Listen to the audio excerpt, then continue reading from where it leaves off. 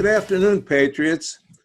This is the American Vision, broadcast on the TLBTV network and brought to you by the Liberty Beacon Project. I'm your host, Bill Muckler, and I'm coming to you from my home studio in Cocoa, Florida, on America's beautiful Space Coast. And today I have a special guest as someone who I've been admiring and watching her shows for the past 2 years, and that's Diane Wattley, who's also a host for TLBTV.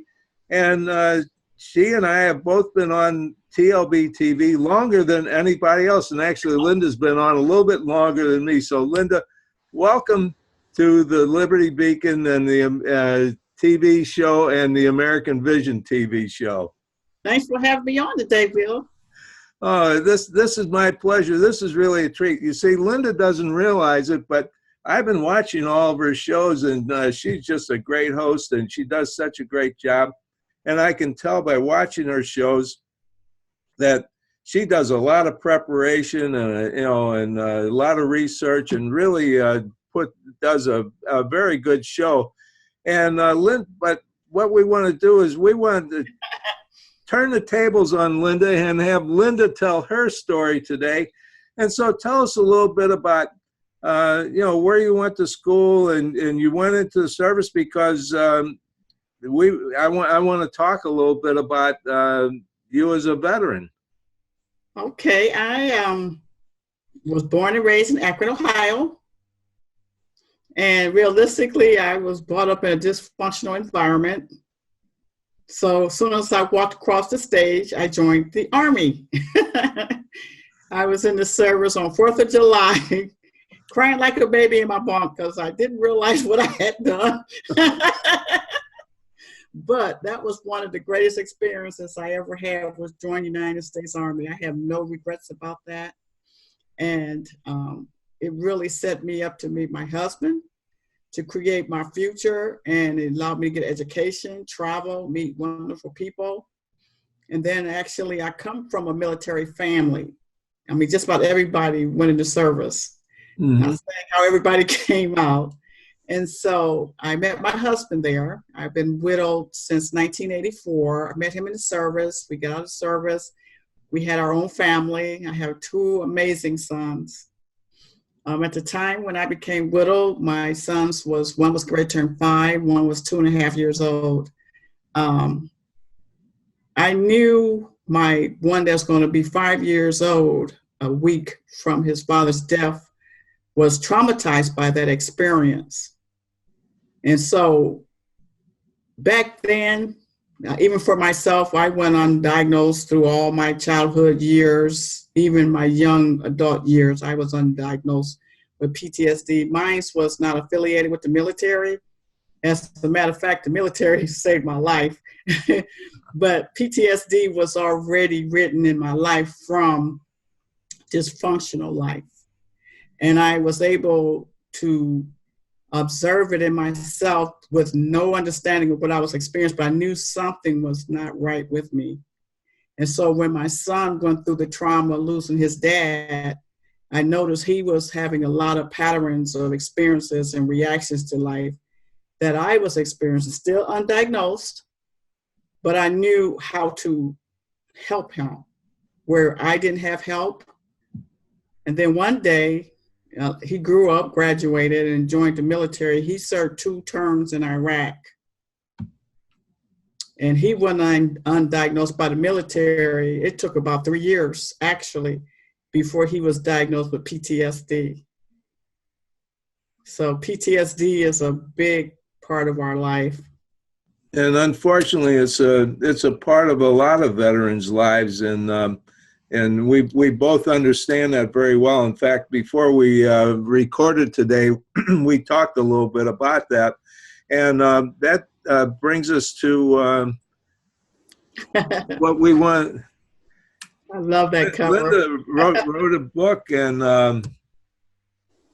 tell us a little bit about what caused you to write the book. And I think you also had a co-author with it. Right. But actually, that book is by 2 authors who has dealt with PTSD personally and has also been able to help people. Bill Sumner he was one of my guests on my show, and I had wrote a book called Soldier with a Backpack, living life simultaneously, living and dying simultaneously. And I wrote that book, but I still felt like, and I was writing that book, thinking about my son, thinking about myself, and thinking about other people with PTS. I like that better than PTSD, as you had mentioned. I really like that, what you was mentioning about PTS. That D does not really have to be on there. I agree with you about that. Yeah. Well, to let everybody know, Linda and I have discussed this, and I've been involved with a lot of veterans who have written about PTSD, and what we've come to realize that, and we're also so concerned about the 22 veterans that are committing suicide every day, and this is really a tragedy in America, and part of that is because they have PTS. But the D stands for disorder, so it's post-traumatic stress disorder. But a disorder is something that a person has themselves, and our veterans and the people that have this, they didn't have this. This was brought on them. It came to them. And so when we say they have a disorder, no, they don't have a disorder. They had something that happened to them that caused them post-traumatic stress. So now I'm doing all the talking, and really we went. I wanted to hear that perspective because that was important before I proceeded, because that is a point and a fact. And that is the reason why I had another author. And I took my Soldier with a Backpack because it addressed PTSD. As you said, something happened, trauma. And see, what we did was we brought together, not just the soldier, but everyday people who has experienced trauma has PTS. It's not just a soldier experience, it's extreme with the soldiers because of the locking of the screens, of the emotions, of the constant visual. But people like rape, molestation, car accidents, illness. I mean, it's so many people with so many different levels and degrees of PTS that I felt the need to write that book, to bring all those people together so the soldier doesn't have to feel like it's only happening to them and that they're not understood. And that was one of my main purposes, is to let them know it's not just you. Yes, it's something that happened to you. Right, trauma. Mm-hmm. And it's a human and normal reaction. Sometimes it saves your life, it saves your insanity also, because it shuts down so many things. That's why the pictures get locked. And see, that's why I liked my author, William Sumner, because he can take people on a journey into how you process things in your mind. Because when your emotions react, it has to be connected to thought patterns. And so he was able to deal with individuals and show them how this is locked and how you can unlock it. Become your own coach, you might as well say, because that's the new word now. We have life coaches now, mm-hmm. which I find is very fruitful for people today because it addresses your strengths and developing them and helping you to take control of your life instead of saying or coming after you like something's always wrong with you. It does not use that approach in coaching. Mm-hmm. So you wrote the book, and people can, I think, and I want to recommend that people read your book, especially our veterans. But what I found, though, too, Linda, is it's really more important for the families, the spouses, the children, or whoever, the loved ones. Maybe it would be a better way to say this, that they really understand all this, because they're the ones who really have to help the person who has the stress syndrome.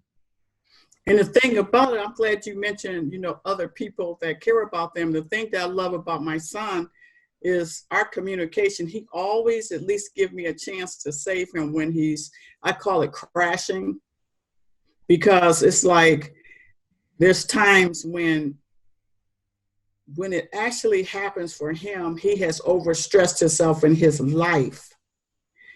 So he's already, and he explained this very well to me. And that's another thing that helped me when I wrote the book, is what he shared with me, what he was experiencing, which a lot of people will call actually going into a nervous breakdown.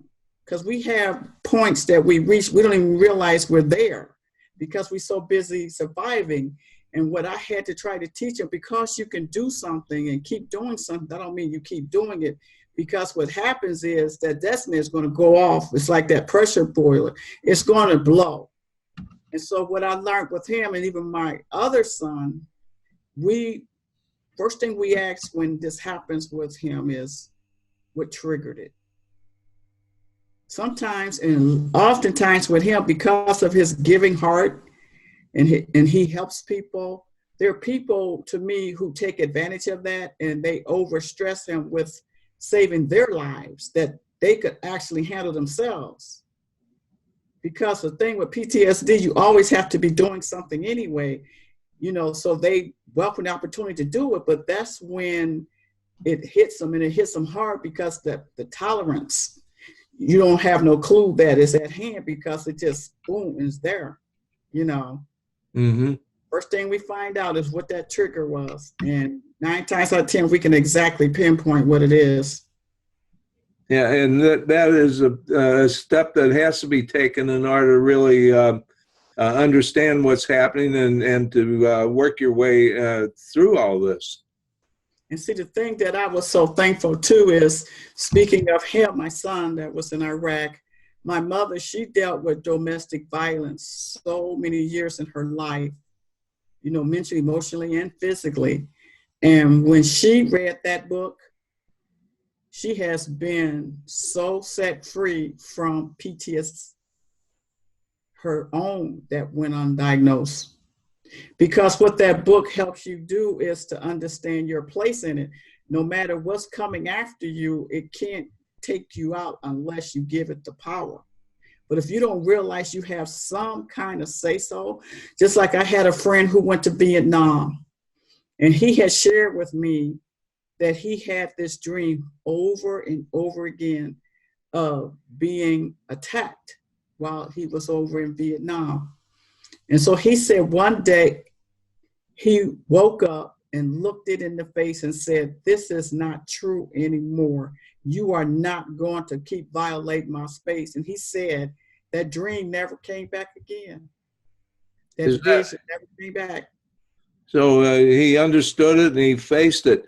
So when you went to write the book, how did you go about that? You had to have some way of starting and having I guess a story to tell, but Right. Also you wanted to have there had to be some sort of objective, because in reading this book, Linda, it really helps people, and that's what we want to do. You and I and a lot of our veterans, we want to help our other veterans and also other people who have this, like you said, from automobile accidents. It could be almost anything that happens to you. Well, first thing I did was I shared my story, because what happens is with soldiers, they feel like it's only happening to soldiers. So that alienates them right there. Nobody gets it. That's one of the key factors. Nobody gets it. Maybe their soldier friend may get it, but they're not around. They're back into the world, so I wanted them to realize it's not just happening in your mind. And I wanted them to realize they come off of trauma. It's not just coming off of war, it's coming off of trauma more so than war itself, because some people can be in war and don't experience the actual trauma level because of where they're stationed. Exactly. Or what their responsibility are, their MOSs, And so I wanted them to understand that they are not the only people who have to learn how to face it, and to realize that you're not crazy, because I think a lot of it goes back to, especially with veterans, to that shell shock and all those other terms they were using. And because some have actually killed themselves. And I think oftentimes a lot of people don't realize, the ones that actually go to the extreme suicidal stages, there's certain things that be going on. Like, for instance, love, no love. You know what I mean? Yes. There, no purpose, no getting it, no accepting or joining them, and realizing that whoever's joining them, they too have their problems. See, they act like they don't have problems. Everybody has some form of problems. If it's nothing but stress, and stress is the #1 killer today. So it's not just them dealing with the stress of trauma. Stress is stress. Paying a bill, that's trauma if you can't pay it. So they're not the only ones that has to deal with stress, because like when I was talking to my son, and he was at a very, very pivotal, didn't want to be here moment. And so he only has one child, and it's a daughter. And I said, well, what about your daughter? He said, it's not about that. He said, it is about the 24/7 constant control of it. And that's what a lot of people don't understand. And I can vouch for that, because every single day of my life, because I have PTSD, you have to be aware of everything you say, everything you do, how you're going to appear, make sure you're not drawn attention to. It's just like another job, you know, because you have to be so aware of yourself, you know. So that really takes a lot of understanding to be able to have that self-awareness and self-control. And I'm learning a lot from listening to you. I thought that I heard a lot about this subject, but I'm learning an awful lot just from listening to you, Linda. This is a fascinating subject to me. And it's the thing about it is so unique for each person, because a lot of people who go into the service, they have it and they don't realize they have it. And so when they have that experience, it just really blows it up. It just really escalates. And those are the ones that's probably potentially suicidal, because they have already reached their threshold before they even went. And so when they have those experiences that lock in those screens of the emotion and the flashbacks of the picturing, they don't have no foundation to, talk themselves out of, because they didn't realize they've been doing it already.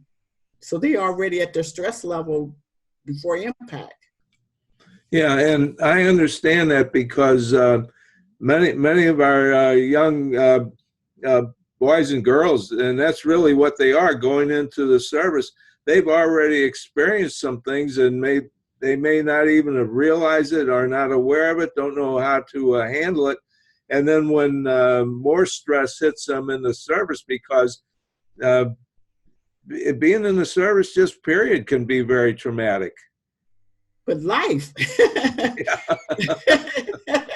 you know what I mean? Then when they come back, and see, I really feel that the government should provide a landing ground for them to be at for about a year before they actually consider themselves civilians again. I think they need to be among their own kind until they see where their mind and emotions and everything is. And when you're among your own kind, that give you a chance to reassess things. But when you're trying to blend in with people who do not have a clue of what you've experienced, that's stress. And so you're not releasing stress from the PTS already. Just trying to act like you haven't even gone, but people are still looking at you like they know something's going on with you. So that just delays the healing process, Yes. And I know just from my own personal experience, and what I would recommend to all the veterans and active duty personnel who are watching this show, is find ways that you can spend time with your brothers and sisters that you served with.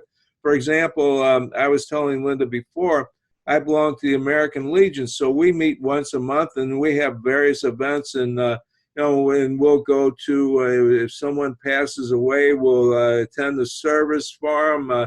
And I belong to the Marine Corps League. It's the same thing again. And so I've got lots of support groups that I didn't even realize were support groups. I'm starting to understand that now. But I'm with people who also serve. So we have a lot in common. We can talk about a lot of things together, and we can tell stories and tell everybody about how good we used to be and how fast we could run the obstacle course and all that kind of stuff. But I think that really helps. And so that's something I think that's really important. And see, another thing I would like for people to understand too, just because we may be diagnosed with PTS, that doesn't make us less. If anything, that make us more productive, more fruitful, more hopeful, more spirited. We are accomplishers. We get things done. We're organized. We are very purposeful people. We function almost overly in capacity as far as being an asset in life. We're not really a hindrance to life. We're really go-getters, get things done. We're just as typically vibrant as anybody else. Mm-hmm. So in your book, do you have stories about other veterans and other people you've known that have experienced PTS? Well, basically, I talked about my son's experiences, the different highs and lows that he had and how we worked through it together.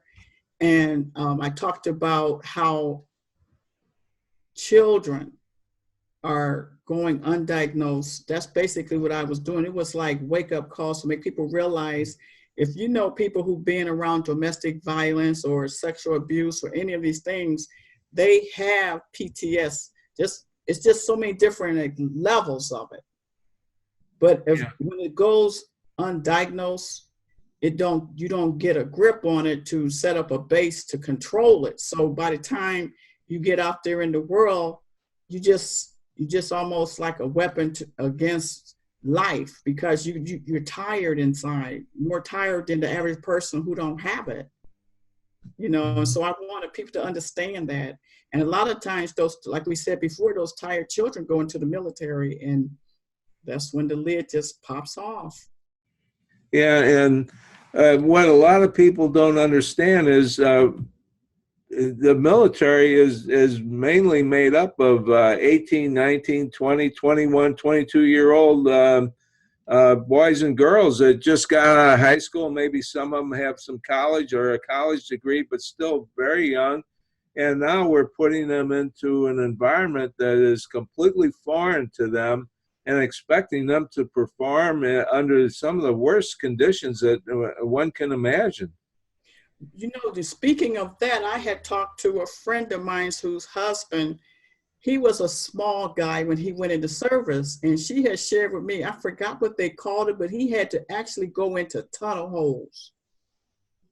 And it caused him deep PTSD because he was so small, they would send him into those tunnels, And now, if you're talking about Vietnam, right. there was all tunnels, and fortunately, they never put me off the boat to land on Vietnam shore. So I always make sure everybody understands I'm a Vietnam era veteran, but I've never actually was on shore.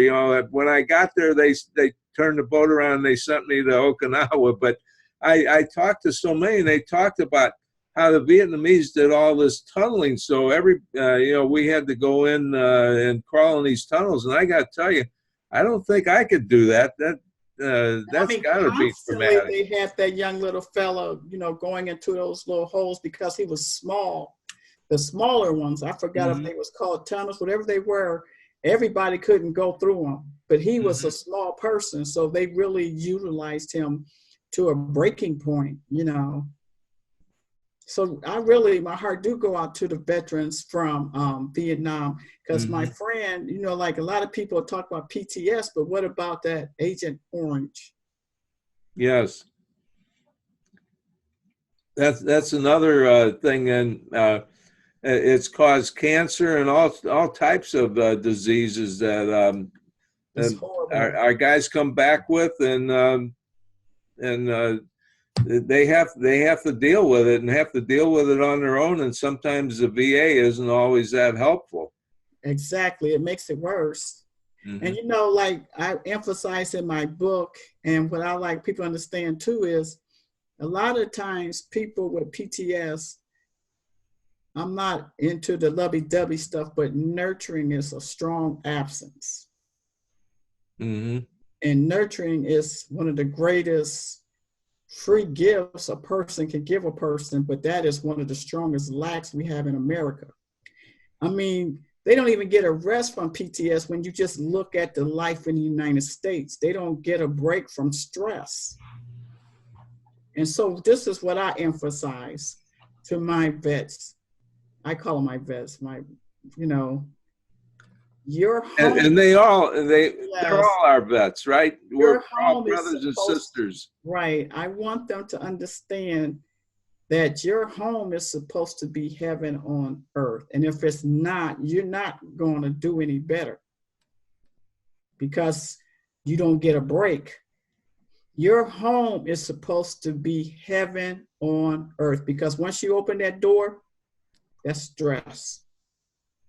So what you're saying is your home has to be your refuge away from your job or, whatever. And if you need to find the music that you can sing, that you can listen to, or so many other personal things that we can do to deal with it. Productivity is a huge help. You can't sit on it. And you have to recognize, you have to tell it what it's not going to do. You have to actually see it as an entity to a certain point. It's not just because it's energy that has to be diffused. Everything in life is energy. And so when I'm saying you at home, your environment is supposed to help diffuse that. If it's someone in your life that you don't feel is strengthening you, you should not have them there because that's not going to help you. It's going to make it worse. Mm-hmm. You know what I mean? Your heaven is your home.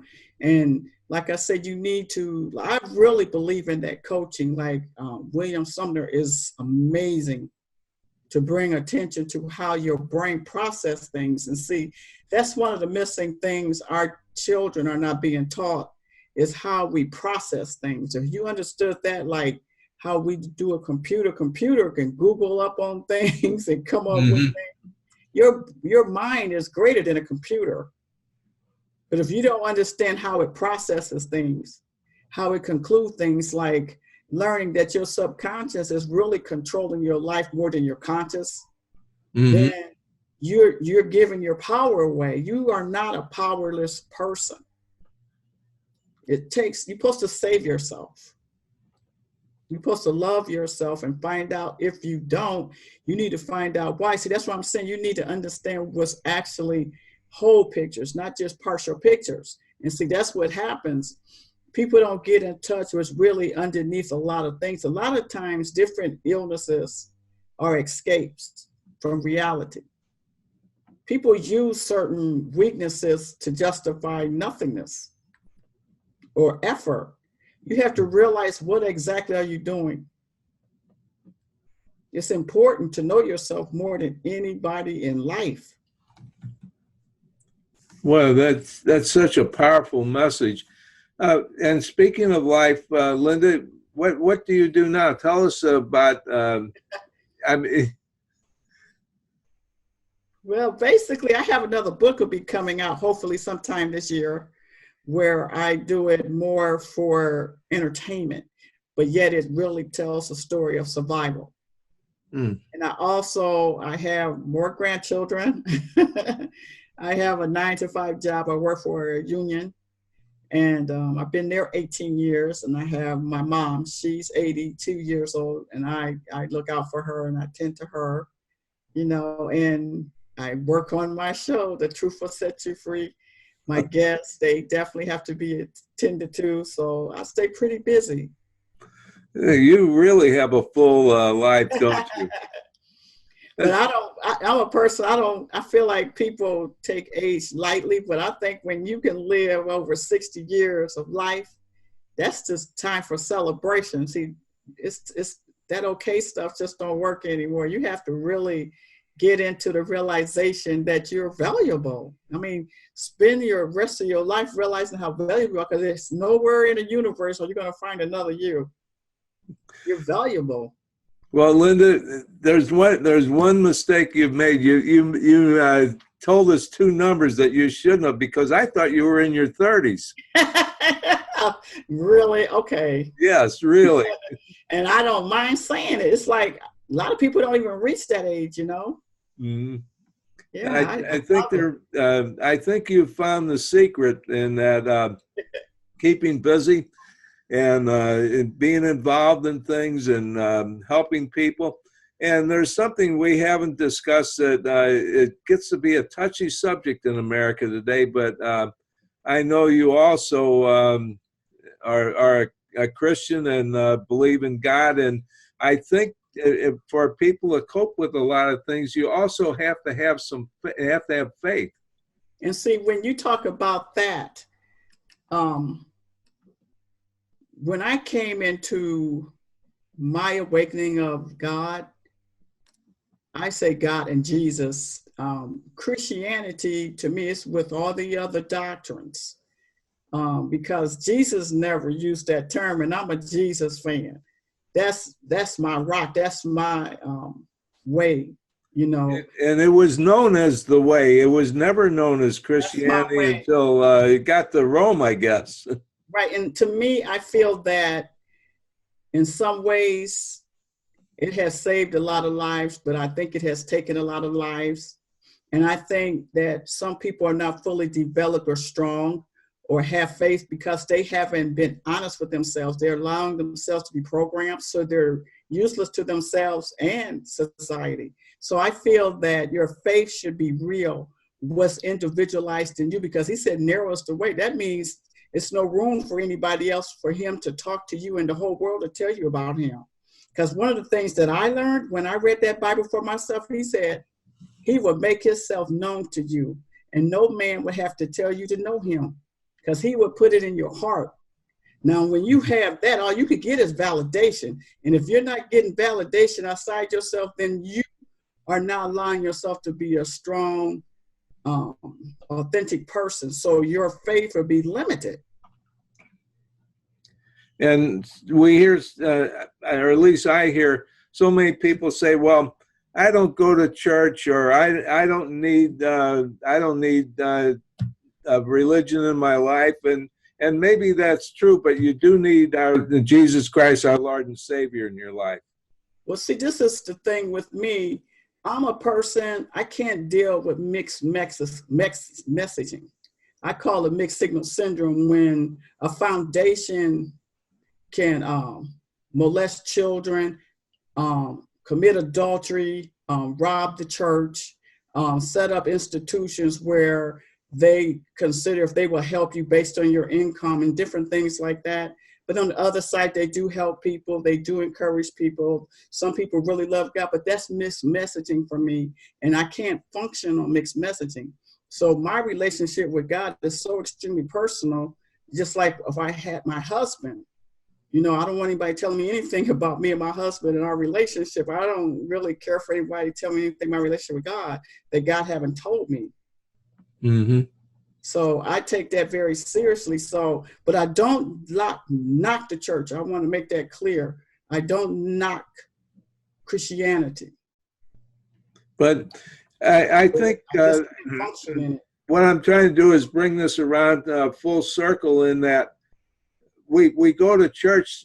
At least I think I go to church not because I need to go to church, but I think other people need to see other people there. And so when you get together and you see people that you all believe in the same thing, and people see me and they think, well, if he believes, then I guess it's okay for me to believe. So I think, it's all part of life, is we have to find ways to help each other and recognize that, we're all in this together.